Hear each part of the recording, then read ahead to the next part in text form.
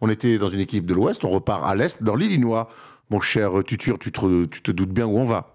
Chicago, Chicago, On va exactement. voir Deron Williams. La grande équipe de Michael Jordan, Mais numéro non 23. Mais Michael Jordan n'est plus là depuis longtemps. Et cette année, cet été plutôt, les Bulls, une fois n'est pas coutume depuis pas mal de temps, ont été excitants. Ah ouais? Est-ce qu'on est d'accord avec ça? Est-ce que l'été des Bulls vous a un peu excité? Ben moi, si je suis fan des Bulls, je suis super content. Ah oui. L'équipe, elle Toi, progresse. t'es au fan moins des sur le Raiders, papier. nous c'est relou au bout d'un moment. Ils ont perdu hier Cher. contre Chicago. Oh, comme de par hasard. Mais bon début de saison. Non, pour revenir à Chicago, ouais, effectivement. Enfin, là, t'es fan de Chicago. C'est compliqué depuis les années 2013-2014. Voilà, t'as pas de quoi t'enjailler. Là, il y a une vraie progression. Le GM qui est lituanien, je crois. Arturas Karnizovas. Ah, ouais. Annie Chaupas, dernier playoff en 2017, avec Wade et Rondo. Et Rondo qui Ouais, se pète la main. d'accord. Bon, Oui, non, mais l'excitation, c'est compris. Voilà, pour poursuivre sur l'énorme saison qu'a fait Zach LaVine, je trouve que c'est super. Tu vois, il y a de la hype. L'arrivée l'année dernière de Vucevic, super. En tout cas, sur le début de saison, on est content. Maintenant, il va falloir que Billy Donovan fasse le taf. En tout cas, moi, je sais pas si j'étais fan des Bulls, si j'étais vraiment excité. Je pense pas. Excité, là. Tu sais, au bout d'un moment, t'es excité quand il y a LeBron qui signe aux Lakers en 2018. Oh. Non, mais c'est. Ah, gros, désolé. Quelle En revanche, joie, celui-là. si j'étais fan. Non, mais c'est vrai, gros. C'est vrai, désolé. Bah, Paul, je le vois arriver, il est pas en slibard des Bulls, il s'en bat les couilles. Il dit, ah bon, bah, j'attends de voir. La culture des élites, tu nous emmerdes. Bah, désolé, mais tu m'as parlé d'être excité. Moi, ce que je vois quand Je suis excité. Quand t'as vécu Derrick Rose et Jordan. Franchement, si t'es fan, Moi, je suis excité. là, Attendez, moi, je suis content, je ne serais pas excité. En revanche, je serais très intéressé et je pourrais reconnaître le très bon travail fait. Oh là là, quelle Donc, merde. notre ami Karim Chavas, depuis qu'il est arrivé, il a décidé en tout cas, parce qu'on va pas citer les anciens escrocs, je vais pas les citer parce que Gar Forman, qui T'es en prison avec Madoff.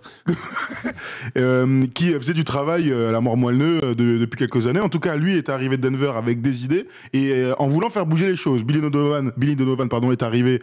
Il a montré de belles choses de coaching. On n'est pas en train de dire que c'était incroyable. L'arrivée de Vucevic, tu l'as dit. Et Petit stat, parce que je bosse un peu comme l'arrivée de Billy Donovan. L'année dernière, ils font une saison à plus de 30 victoires, les Bulls. c'est la première fois. C'était pas arrivé depuis 4 ans. Bah, Donc, depuis 2017. Il y a un petit effet Billy Donovan. Il a eu un effet, tu l'as senti dans les résultats collectifs. On en arrive à cet été. L'année dernière, quand même, ils ont eu pas mal de blessures. Zach LaVine se passe un mois quand même à la fin de la saison. Donc, quand ton meilleur joueur se blesse, bah, c'est difficile de gagner des matchs. On va pas l'apprendre maintenant. Maintenant, je comprends J'étais curieux de voir la suite. Le gros problème des Bulls depuis que Zach LaVine est leur meilleur joueur, là, c'est qu'ils n'avaient pas de meneur. Ah bah oui. Ils sont allés signer Lonzo Ball à minuit moins 2, alors que les trades commençaient à minuit. Donc s'il n'y a pas de tampering, là, je comprends plus rien. C'est le premier. C'était le premier, mais il n'était pas minuit quand c'est sorti. Ok. Donc ils ont enfin trouvé leur meneur, on va y revenir. Le DeRozan, tu as raison, ça peut être excitant, mais tu vois, parfois on parle des doubles timelines. Là, ils ont l'équipe pour aller en playoff maintenant. Mais le plafond est tellement bas que c'est pour ça que je te parle d'excité là, ça veut rien dire. C'est qu'ils ont une bonne équipe, ils vont pouvoir gagner des matchs. Mais quand Ouais, mais moi, tu vois, moi je parle de progression. Je dis Non, pas mais il y a une qu'ils- progression, je dis pas qu'ils oui, vont devoir jouer le top 4, tu vois, mais ça progresse quoi. Et puis gagner des matchs, pour moi, on oublie trop souvent. On est trop sur des joueurs, des potentiels. Et faire une équipe pour commencer à gagner des matchs, comme les Knicks l'année dernière, c'est le début aussi de ça. Et ils l'ont La jamais fait ça reconstruction. encore, ils l'ont jamais fait ça pour l'instant. Oui, d'accord. T'es mais- dit qu'ils ont fini 4ème quand même. Oui, Bon, mais bref. commencer à gagner des matchs, c'est ça aussi la reconstruction. Arrêtons de les empilations de joueurs là Non, mais c'était- pour se branler sur des potentiels de ci, de ça. Non, mais là pour le coup ils ont empilé voilà les joueurs. Donc allons sur les départs j'imagine et les Ouais, les arrivées. on peut voir les départs et les arrivées. Et en même temps, pendant qu'on voit les départs et les arrivées, on va accueillir Alexandre. Alors, si Arthur et moi on est excités, si toi tu es intrigué, Intéressant. Alexandre est inquiet, lui, pour les Bulls. Bien, on me dit qu'il est muté, mais ça n'a rien à voir. On n'est pas National 3, il n'y a pas de muté en, Oh oui. en NBA. Donc, Oui, on prend. on voit les départs. Laurie Markkanen, Denzel Valentine, Thomas Satoransky, Garrett Temple, Daniel Theis, Thaddeus Young, Al-Farouk Aminou. On sait, le départ le plus saignant, c'est quand même celui de Laurie Markkanen, qui était censé prendre la relève, qui n'a jamais réussi à trouver sa place dans cette franchise. C'est pas plus mal pour les Bulls et pour Laurie Markkanen. Cleveland avec leur armée de mecs de 2-10. Ouais, d'avoir bougé à Cleveland. Ouais. Il n'est pas parti du côté de Portland, de Markkanen? Non. Bah non, il a joué, Non, il a joué hier contre les Bulls donc. Très bien. On n'a toujours pas Alexandre, les amis? Si, c'est bon, je suis là. Ah, salut, ok, Alex. pardon. Donc on peut voir donc les arrivées. Et là, je vais lancer Alexandre justement parce que toi, tu trouves qu'ils ont fait les Bulls cet été des trades, des mouvements un petit peu aléatoires. Ah. Explique-moi Ouais, je dis explique-moi ça. Je suis assez parce que- curieux. Bah, je dis ça parce que, ok, ils ont progressé en termes de talent pur, mais après, en termes d'association entre joueurs, je pense que ça va pas forcément le faire. Rien que défensivement, je pense que, ok, ils ont rajouté Lonzo, c'est un très bon élément au meneur, Mais mettre Zach LaVine et DeRozan en même temps, je pense que, ok, ils peuvent mettre, c'est comme ce que je disais à Tom, ils peuvent mettre 120, 125 points par match, mais ils peuvent aussi en prendre 140 facilement. Donc, ils sont en bonne progression. Et Mais les gars, honnêtement, je vous adore, mais la NBA, en saison régulière, la défense, c'est pas l'Euroleague des années 90. Hein. C'est fort. Ouais, c'est vrai. Tu vois ce que je veux dire? Au bout d'un moment, surtout Oui. là, on parle d'une équipe qui doit logiquement se qualifier en play-off, éviter le play-in. Ouais. Pas si logique. Waouh, bon.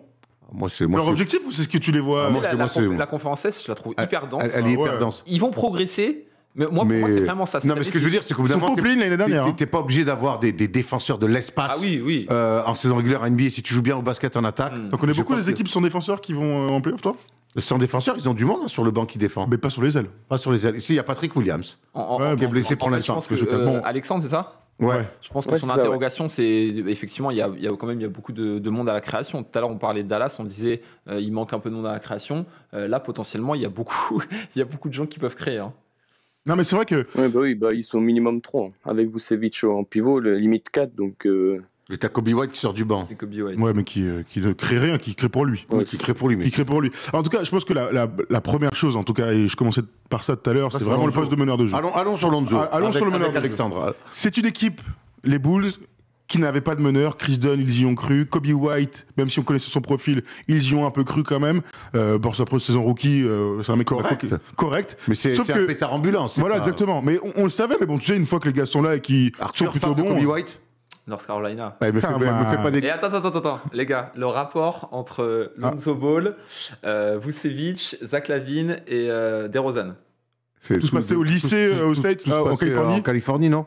Tous à Los Angeles au collège. Voilà. USC ou UCLA. Oh, voilà, c'est Ouais, Voilà. très bien, super, tu te la pètes, ok, super. L'année dernière, stat incroyable.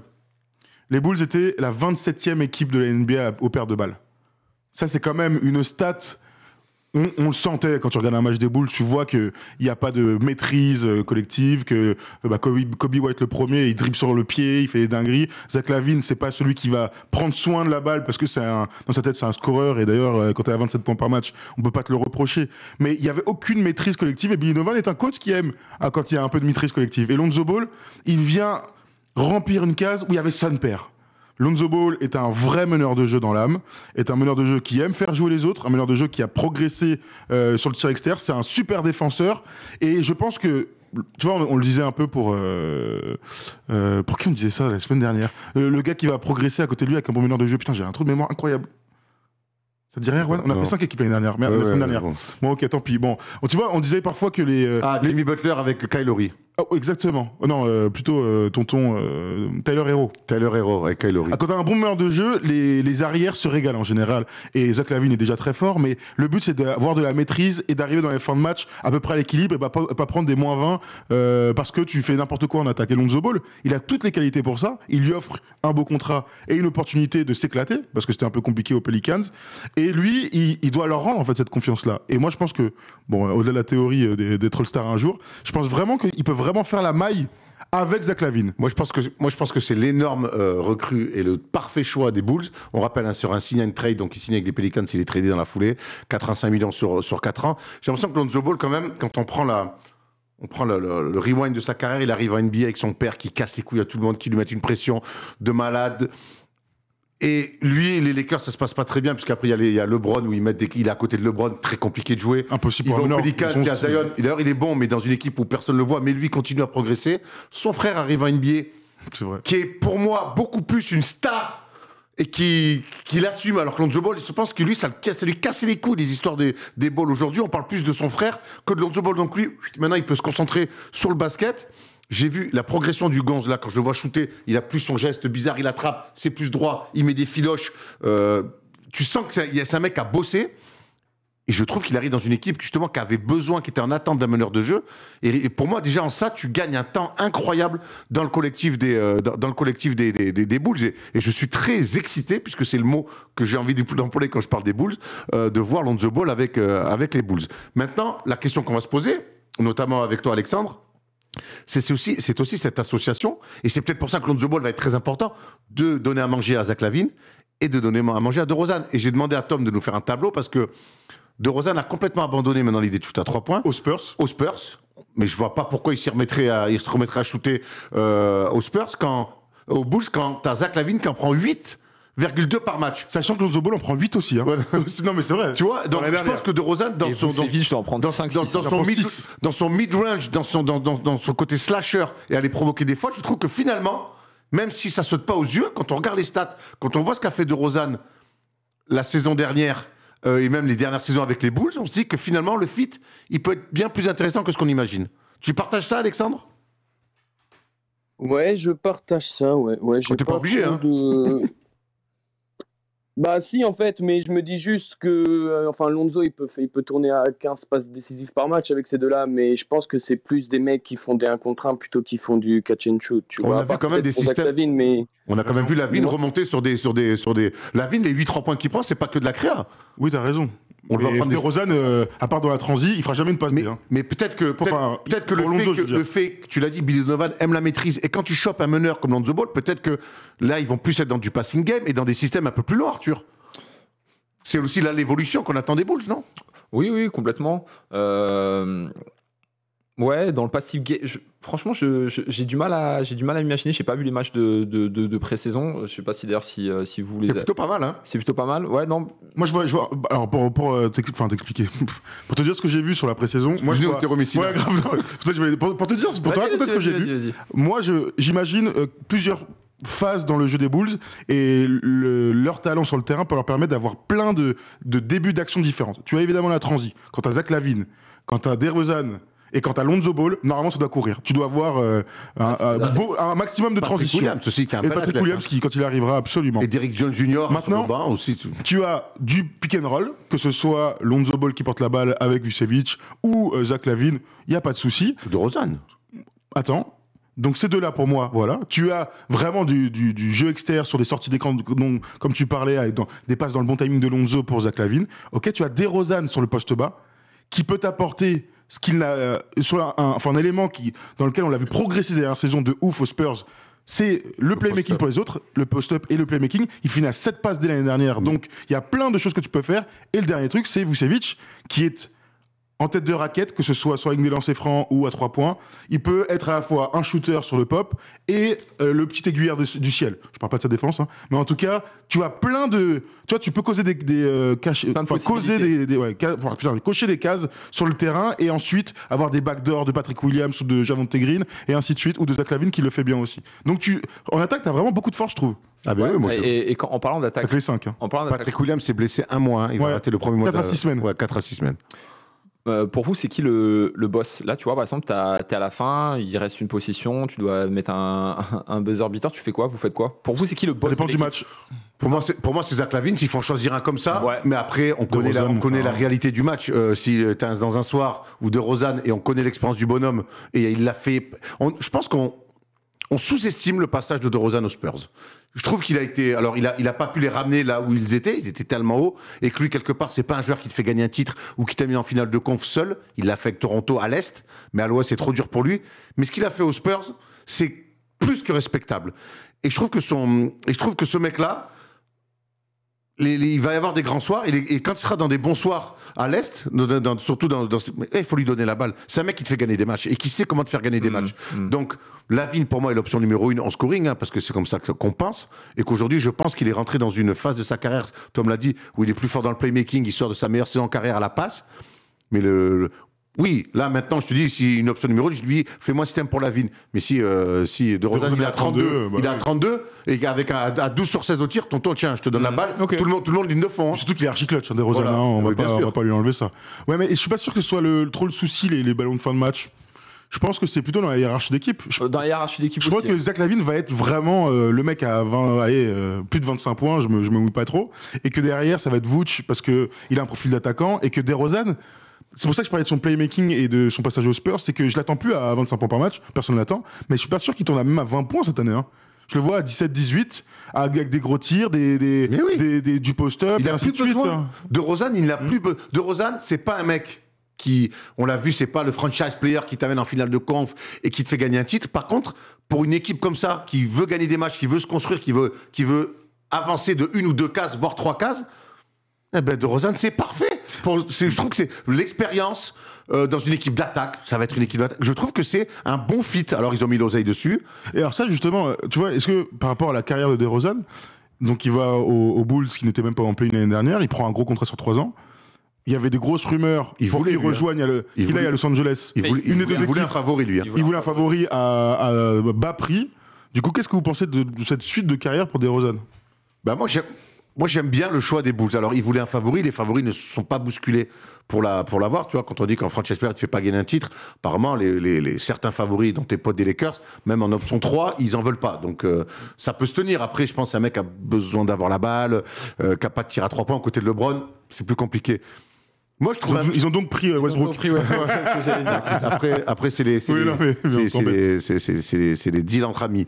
Moi, je trouve que c'est un bon challenge pour lui. Et on va voir cette saison à quel point DeRozan est un méga bon joueur NBA. Alors après, il n'a jamais franchi le cap pour être à la table des très grands. Mais vous allez voir. Moi, je te dis, moi, j'ai vu des matchs des Spurs pendant les dernières saisons. C'est un fort joueur. Oui, non, mais ça.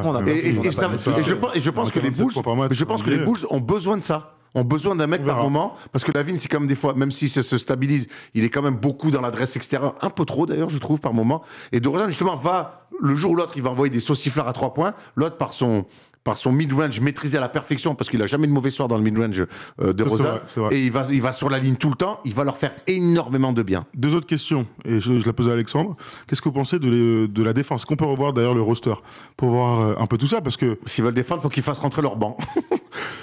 Tu vois, alors Lonzo, tu laisses. Caruso, bon défenseur. Derrick Jones Jr., bon défenseur. Patrick Williams, c'est un bon défenseur. Derrick Jones et après, Johnson, c'est un grand. Après, Tony Bradley, c'est un grand. Voilà. Qu'est-ce que vous en pensez? Parce que ça peut être un vrai frein. Hein. Alors attends. Et sachant que Vooch, t'es un défenseur médiocre. Hein. Oui, médiocre, t'es gentil. On va prendre rapidement Alexandre, après on va laisser. Et on a Badi juste derrière, qui est très chaud, qui veut nous mettre en lumière les qualités défensives des Bulls que pour l'instant, nous, on n'arrive pas trop à voir. Alexandre, à toi. Non, d'abord Alexandre, je dis au revoir Alexandre et après on prend Badis Polo, du tout calme. Ouais, du coup, je disais, pour la défense des Bulls, en fait, comme tu disais, Erwan, je pense qu'en saison régulière, ça va le faire, parce que c'est pas forcément là où ça défend le plus. Mais s'ils vont en playoff, et je pense qu'ils vont aller en playoff, enfin plus playing et après aller en playoff, je pense que c'est là où ça va se casser un peu la gueule, quoi. Parce que, ils ont de très bons joueurs en attaque, mais défensivement, ils peuvent se faire trouver tellement facilement. Même si Lonzo, c'est un excellent défenseur, je pense que le gros trou ailier arrière, il peut faire beaucoup trop mal. Sans oublier Vucevic, qui est bon, c'est un petit guerrier, mais oui, franchement, ils sont en pleine progression. J'aime beaucoup ce qu'ils préparent. Ils tentent des gros coups, mais je pense que sur le long terme, ça peut pas donner quelque chose de très satisfaisant. Mais au moins, ils sont en progression. Ok, Alex, merci en tout cas pour ton appel. Merci, Alex. Et à très vite. Ça fait des années que je vous suis, les gars. Je vois vos évolutions chaque année. C'est un régal. Je vous kiffe trop. Merci, c'est gentil. Pas d'anecdote dans la night, tu m'as pas croisé? Non, j'habite pas sur Paris. Donc... Bon, très bien. Et alors, on sort partout, nous. On sort partout. Très bien. Il n'empêche que. Merci, Alexandre. Quand j'entends Alexandre nous dire que les Bulls, ils font play-in et qu'ils sortent des play-in et qu'ils font un tour de playoff, mais pour moi, la saison est réussie. Ouais, c'est ça. Et j'ai l'impression, et Badis, j'ai l'impression que toi, c'est ce que tu veux nous expliquer, que les Bulls, on les voit que comme une équipe d'attaque, mais que défensivement, c'est pas si transparent que ça. Bonsoir, vous allez bien? Ça va super bien, Badis. Oui, moi c'était juste pour parler par rapport à la défense, parce que l'attaque, comme il l'a dit Lavine ou DeRozan, quand il y a des mecs qui veulent jouer ensemble, normalement ça devrait aller en attaque. Mais moi c'est plus sur la défense que je voudrais revenir, parce que même si on a eu, on va dire, des gros noms comme DeRozan ou Lonzo Ball qui sont sortis, ou même Vucevic à la trade deadline qui sont sortis, on va dire, comme les gros noms du marché des Bulls, on a aussi des petits joueurs de complément qui sont sortis, mais là, Karnišovas, en fait, il les a récupérés pour améliorer cette défense. Par exemple, Tony Bradley, on l'a pris derrière Vucevic. Bon, c'est pas un gros nom, mais on va dire qu'il fait le taf en défense. Alex Caruso, c'est une énorme signature pour nous parce qu'il est extrêmement sous-estimé. Et en complémentarité avec Kobe White, ou même Zach Lavine ou DeRozan qui restent sur le terrain, parce que Billy Donovan, on aime bien dire qu'il fait des rotations binaires, mais on l'a vu depuis le début de la pré-saison, il essaie quand même de laisser 2 titulaires sur le terrain à chaque fois.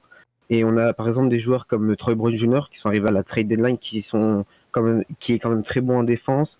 Et aussi, je voudrais adresser un dernier mot à Alize et Johnson, qui ont récupéré des Brooklyn Nets et qui depuis le début de la pré-saison joue car Tony Bradley est blessé et qui est quand même qui fait quand même de très bonnes stats et qui récupère beaucoup de rebonds en attaque.